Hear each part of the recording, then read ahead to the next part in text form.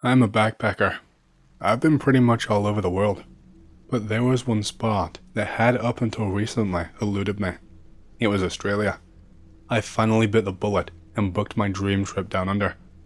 I won't be ever going back there though. I have always been fascinated by the idea of the Australian outback, with its vast empty nothingness stretching as far as the eye can see. Something about getting yourself lost there was equal parts terrifying and exciting. So that's exactly what I planned to do. I wanted to get out into the wilds as quickly as possible. I did some research beforehand. I jumped onto some local Aussie backpacking travel groups on Facebook, and I ended up getting quite friendly with a local. I will just refer to him as A. A was part Indigenous. His father was Australian Aboriginal. We got to talking. Upon hearing all about my wishes to see the most secluded sites of Australia, he agreed to be my tour guide for the trip. All was set, so I flew into Sydney on a cold winter morning. I met my tour guide A at the airport, and we hastily made our way to his vehicle. Then we began the trek out west. The drive was bloody beautiful. We eventually cleared the western suburbs of Sydney, passing through Parramatta, Blacktown, and Penrith. The drive continued on for hours as we passed through quaint little outback communities. Some of these places genuinely looked like ghost towns. Eventually, just as night began to fall, we reached Broken Hill. This sprawling inland mining city, deep in the heart of the outback of New South Wales, was to be our base for exploring the remote wilderness of Matawanshi National Park. We would stay in the night here in Broken Hill. It was too late to start the hike into the park. A explained to me it was already creeping into the afternoon hours. He said if we got caught in the dark too far from a good spot to make camp, then that would spell real danger out here. I was not going to argue. He knew this place better than I did. We checked into a little hotel.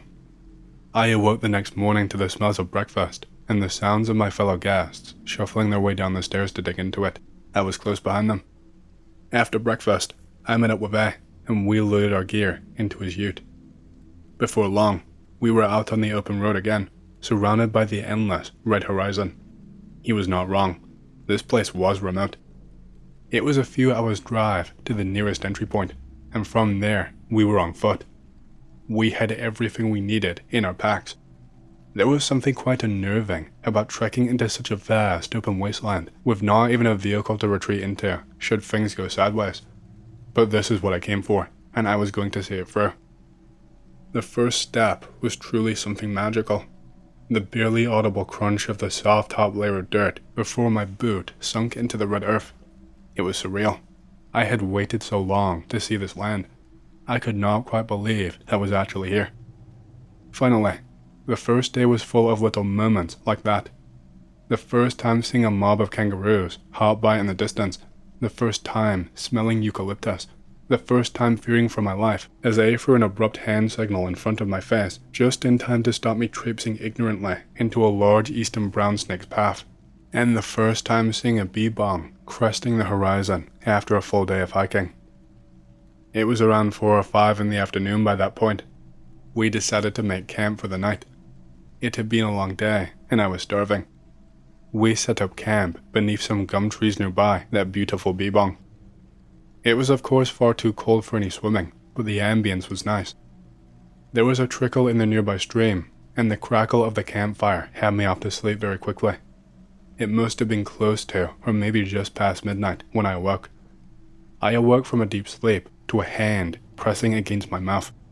In that moment, there were many thoughts of Australia's outback serial killers racing through my mind, but it was A, and not some random killer. His eyes were wide. He had a finger pressed against his lips, telling me to keep my mouth shut. I began to glance around, trying to find the source of A's sudden panic state. Looking around, at first I did not notice anything. Just the vast expanse of the open outback in every direction. What made this experience even more terrifying is that we did not even have the cover of the tent. We were just camping out rough in our swags. I had no idea what to expect. That's when A lifted a single hand and pointed down towards the waterhole and whispered one word, Nadube. It took me a while in my sleepy state to process what I was looking at. It looked just like some kind of fucking werewolf. It looked in every possible way, bar some subtle differences, like a werewolf. It stood bolt upright on two jagged hind legs. Its arms slumped down by its sides, and its head hung downward. Its scrunched up face molding into a slender snout, which looked more beak-like than that of a dog. It began to slowly creep around the waterhole, my eyes remaining fixed on it the whole time. With each step, the dry earth crunched beneath it, and each one of those sounds will forever remain buried into my memory. I thought for sure this thing was making its slow approach towards us. As it came closer to our side of the small pond, I began to notice more alarming features about this thing. It may have resembled a werewolf in form and posture, but that is where the similarities ended.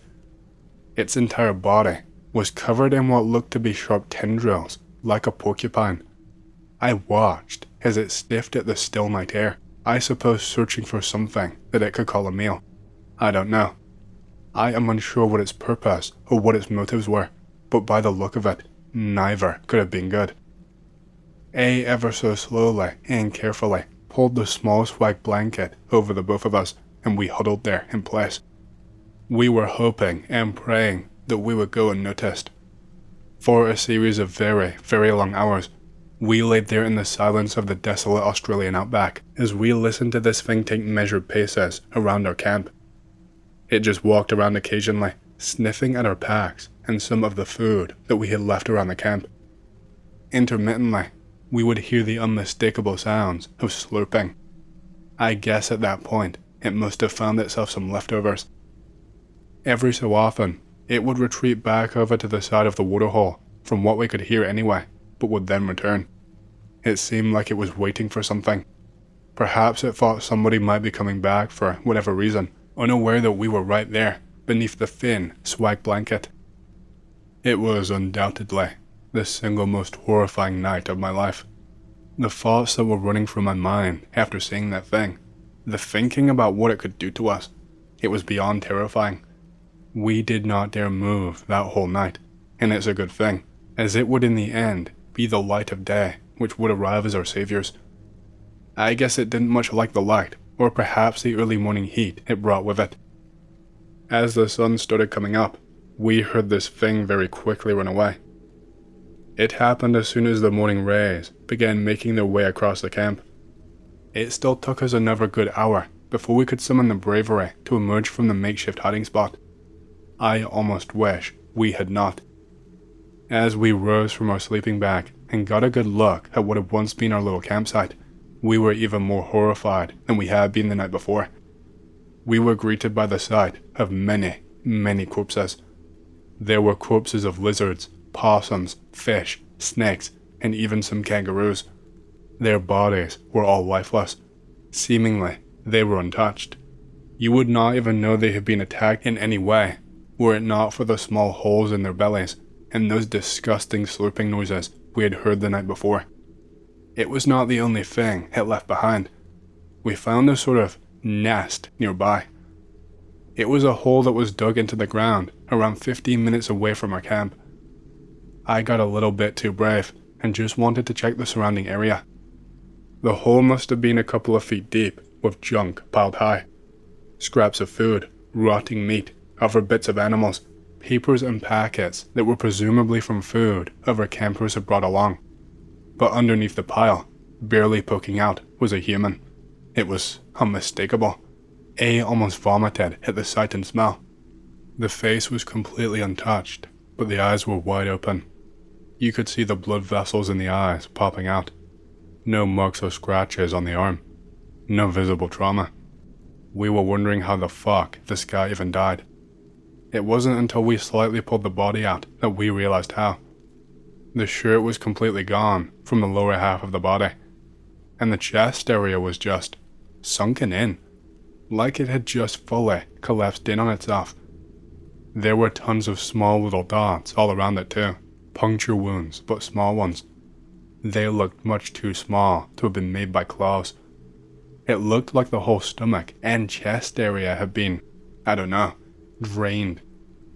We made haste getting out of there after that. We reported it to the police and gave a statement. We never heard any follow-up from them though. Whether they didn't take us seriously or wanted to keep it under wraps, I have no idea. Needless to say, we stayed a night back at Broken Hill and set off for the drive back east the next morning. The drive back to Sydney was a lot more solemn than the one we had taken on the way out there. Abe barely spoke.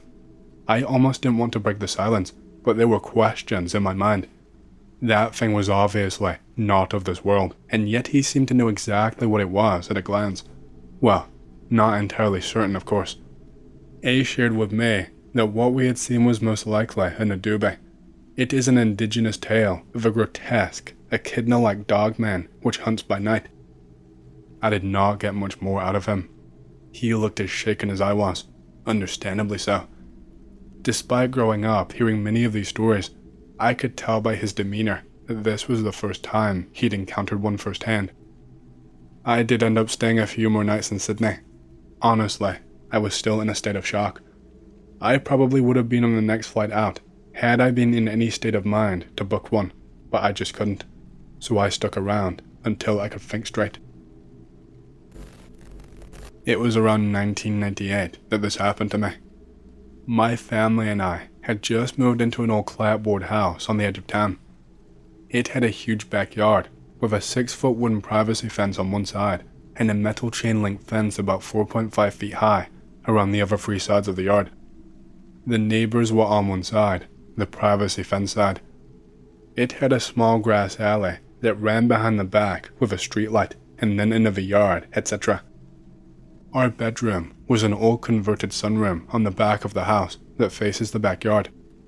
It had floor-to-ceiling windows all along the back wall, looking into the backyard. We did not have many options as to where to place our beds, so my headboard was against the windows. My brother's bed was about 8 feet away, with his headboard against the opposite wall. The foot of the bed was facing the windows. One night, we were up pretty late. I was in my bed, and he was in his, just talking about random things. Suddenly he got real quiet. I figured he fell asleep, but then I heard him whispering in a shaky breath, so I'm like, what? And I hear him whisper again. So again I'm like, speak up, I can't hear you. And he goes, don't move, and be quiet. He said it in a forced whisper. I thought he was messing with me, so I said, bitch, why? I am looking directly at him. My head is to the windows, and he is pointing into the backyard, behind my bed. I quickly sit up and turn around. I see this huge dog head, staring almost nose to glass through the window, right behind my bed. I am almost nose to nose with this thing. It was just a single pane of glass, and about 10 inches of empty air that was separating me from this thing. Now when I say I screamed, I mean I screamed. It was not my proudest moment, but hey, I was like 10 years old. Well, anyways, the thing quickly ducked underneath the window and then ran into the side of the yard. Then it jumped the 4.5-foot chain link fence and bolted off into the darkness. My dad came running into the room with our mom right on his heels. We were able to stammer out that something was looking through our window, so Dad ran back to his room and grabbed his shotgun and then headed out the side door of the house and into the backyard. He did not find anything and wrote it off as me having a nightmare. My brother would not admit to seeing anything, so I took the blame and was told to quit messing around. They told me to go back to bed. Later that night, I begged my parents to let me sleep in the living room. Truthfully, I just wanted to leave the house, but it was not an option. They refused, and I was made to sleep in my room. So again, my brother and I are in our room with these floor-to-ceiling windows. We are just completely rattled. We are both huddled in his bed, staring out the windows. We see this thing come walking along the chain link fence on all fours. The fence only comes up to its mid-shoulder, so this thing is huge. It sniffs the ground, does a few circles, and then hops the fence into the backyard like it is nothing. It walks over to the window and again gets nose to the glass like it's trying to see in. We are panicking the whole time. Well, my brother is like, fuck this, and as soon as he steps off the bed, We hear this loud bang, and there is a flash of light. The thing at the windows gets knocked sideways, and without even missing a beat, it turns and runs across the full length of backyard. It then jumps the back chain link fence. It cleared the fence, the alleyway, and then landed in the neighbor's backyard. This is easily a 15 to 20 foot jump minimum, just clearing their fence like it was nothing, and was gone at a dead run. It went up beside that house and off into the darkness on the other side. My dad comes tearing around the side of the house with a shotgun in hand. He makes a mad dash for the side door and slams it shut behind him. He is screaming and hollering that we gotta go. We pack up and head to a hotel that night. My mom absolutely refused to believe we saw what we said we saw. We only lived there for about 6 months. It rattled my dad so much, he did not even want to come back. He told my mom that we were just going to move that next day, but she would not allow it. After about 6 months, she conceded and we moved. Mind you, this is in the coastal plains region of Texas. We have no large wild canines here. We have stray dogs and coyotes, but nothing that would even remotely touch on how big this thing was. My dad swears he shot that thing with a slug from about 15 feet away with his 12-gauge shotgun. He said he hit it right underneath its left arm, hitting it in the ribs where its vital organs are. He said it did nothing and it just ran off. He did not even get a real reaction from the thing or a hint that it was wounded. He said the thing that freaked him out the most was that when he saw the thing jump the fence, it walked towards our window, crouched, but still on its hind legs. It wasn't walking on all fours. And then when it got to our window, it stood up straighter. He could tell that while it looked like a dog, its body was shaped wrong. He said it looked like a really stocky person wearing a dog suit, but he could tell it wasn't a suit. Also, when it was walking in circles sniffing the ground before coming into our yard the second time, he said it wasn't actually sniffing the ground, like for a scent. He said it was staring at our window with its face to the ground, just acting like it was sniffing the ground. He said it was almost as if it was playing a part to see if anyone would notice it. He said he has had dogs his whole life, and everything about what it was doing was wrong. A while later, I asked my dad why he was in the backyard if he thought I was having a nightmare. He told me my brother is the one that gave it away. He said with how panicked I looked, that my brother was almost white as a sheet and would not take his eyes off of the window. He said, "Your brother has never looked so scared and has never been one with just making stuff up." So, after going back to his room with my mom, as he was laying there thinking about it, he decided that if my brother was as white as he was, then we had to have seen something. So he grabbed his gun in case that he had to scare some creeper out of our yard. He figured he was going to go through the garage and out by the far side of the house and sneak to the corner. He was going to see if someone was peeking in our windows or if someone was actually messing with us. He never actually thought we saw a huge dog-looking thing, that just maybe, with it being dark outside and us being kids with overactive imaginations, maybe we just mistook someone as something. But when he saw that thing come up the side fence and with the street light in the back alley lighting up the backyard, he saw it and it freaked him out. He was going to creep back inside until it went up to our window.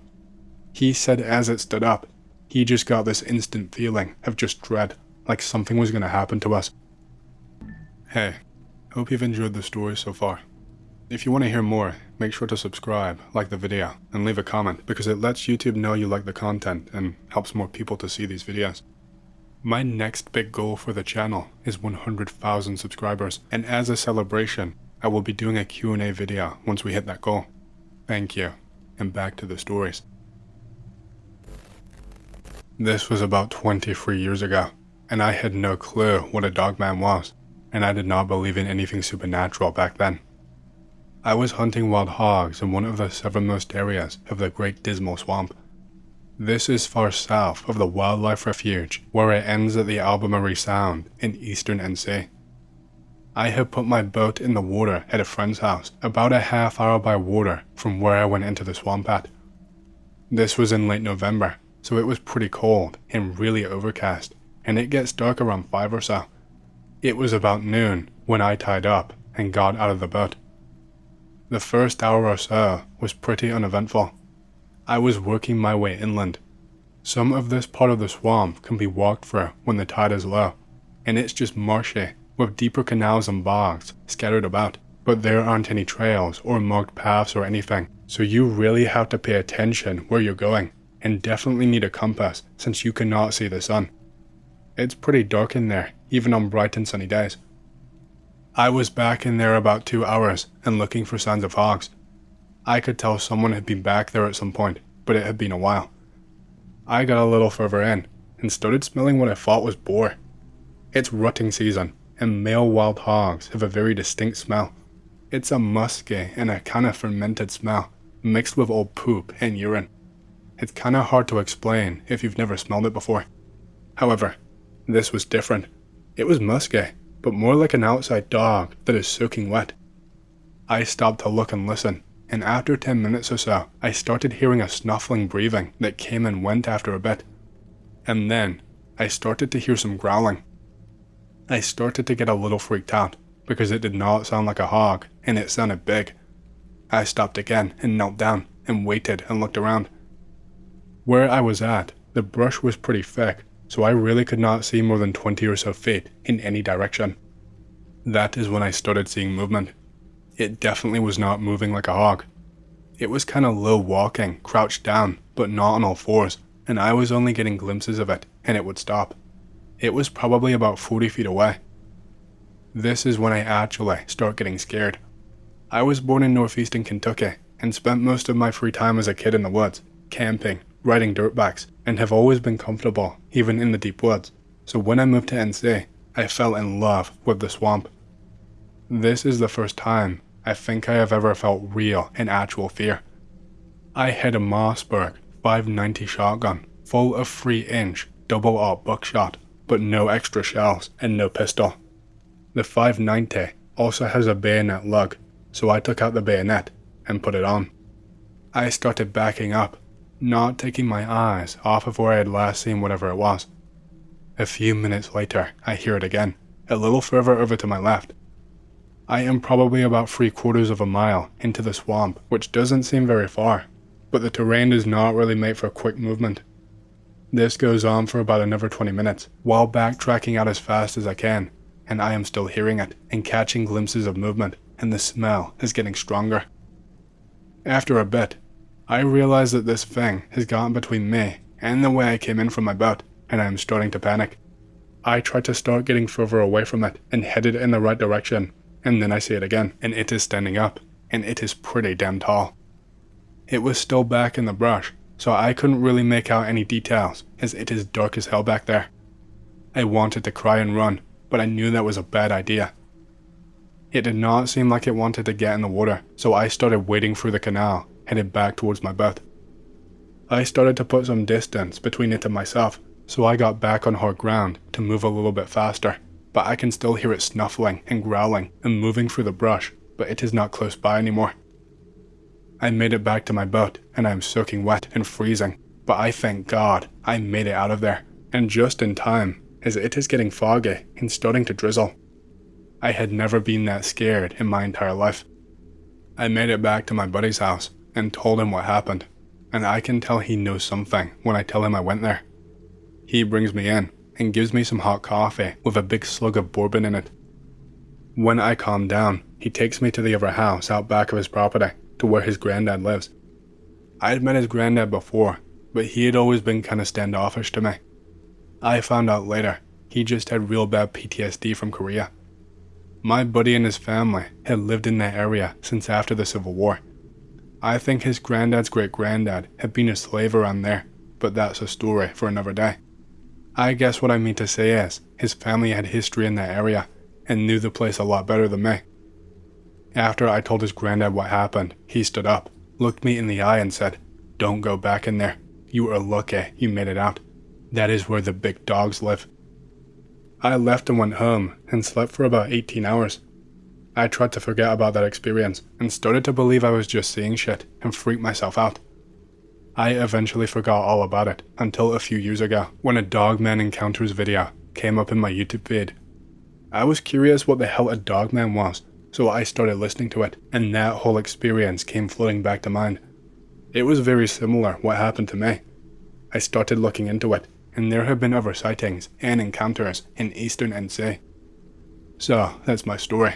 I am 44 now, and still live in coastal NC, but haven't been back anywhere close to that area. I still hunt and love the outdoors and the swamp, but don't go too far in anymore. My encounter took place many years ago. I never had the faintest explanation for it until a couple of months ago, when I randomly stumbled across Dogman on the internet. I was in my early 20s, working swing shifts at the time, and commuting about 100 miles each way, so it was usually around 2 in the morning by the time I got home. I saw the monster, as I called it, on the northernmost section of Trunk Road in the Matanuska Valley in Alaska. This area is almost smack in between the towns of Palmer and Wasilla. I was only about 10 miles away from home at that point, so it must have been around 2 a.m. Trunk Road is a narrow, 2-lane road consisting of nothing but twists and turns. The surrounding terrain is somewhat swampy and thick with black spruce. It was late October, days before Halloween. There was no snow on the ground, but it was cold enough to be wary of ice. I was driving an 82 Subaru SW, going about 20 miles per hour around a curve, when my headlights caught a large, dark figure up ahead. I am bad at judging distance, maybe 6 car lengths away. I instinctively let off the gas, coasting closer. At first, I assumed it was a moose, as the area is infested with them, but no, it was standing upright. Bear. Then, no, not a bear. It looked so strange, tall enough to be an uncommonly large bear, but far too slender, and it looked like it had spikes running down its neck and back. A Halloween prop? It was an odd but effective place for one. All those thoughts ran through my head in a fraction of a second. The car was still coasting closer, and I could see more details. It was standing in profile, gazing across the road. I could clearly see its wolfish muzzle, large, upright ears. The spikes on its back were in fact clumps of fur. Its spine curved in a smooth, very natural-looking way. It was standing in the ditch, inches away from the pavement. Because I was focused on its upper body, I do not recall anything about its back legs or if it had a tail. I did see its front legs though, very doggy-looking, hanging awkwardly down and slightly toward its front, exactly as you would expect if a dog stood upright. While it clearly had a canine look, there was still something off about it that I could not articulate. It was perfectly still, and at this point, given the proximity to Halloween, I was quite convinced it was some sort of Halloween prop, because it was clearly not any kind of existing animal. I was deeply impressed and gently stepped on the brakes, intending to stop and examine it closely. Then it turned its head towards me. In the tiny fraction of a second that it took for it to swivel its head, I knew I had made a terrible mistake. The fluidness of its movement removed any and all doubt that this was some kind of prop. It was horrible, terrifyingly alive. The pale, off-white glow of its eyeshine in the headlights destroyed any possibility of a human in a costume. I think I sat there, gaping at it in shock for a few seconds, the car barely moving by now, but still inching closer. As I was almost upon it, I think it could have leaned forward and touched the car if it had wanted. I had to look up to see its face. Again, I'm a bad judge of such things, but I am 5'4", and it was a hell of a lot taller than me. It was tall, like a polar bear standing, 7 feet, maybe 8 feet tall, I really can't say. I snapped out of my trance and slammed on the gas. The car fishtailed, and I prepared myself for death by monster, as I was certain I would end up in the ditch. But the tires caught the pavement, and I drove like a complete maniac all the way home. I did not look back. I have only been on that section of road a few times since, never alone and never in the dark. For the next several years of driving that commute, I went 20 plus miles out of the way to avoid Trunk Road. The thing never made any aggressive moves, but there was something about it that felt very, I don't know, predatory. I never saw anything remotely like it again, and never heard any stories about it in the area.